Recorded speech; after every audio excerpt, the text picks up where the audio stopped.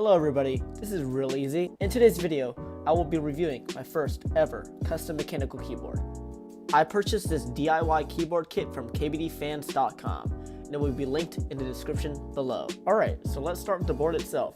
So the switches we have are Gateron black inks, lubed with 3203, a polycarbonate plate, and a black aluminum case, as you can see here.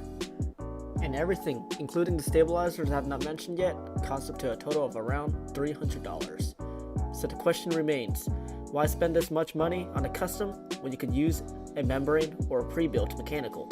Well, the answer here is clear: sound and feel.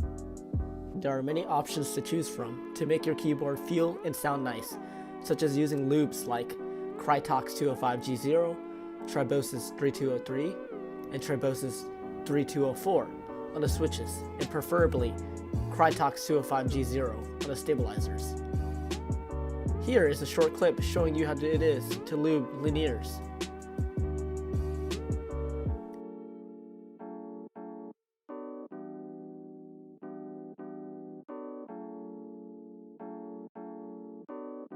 And this is how you lube stabilizers.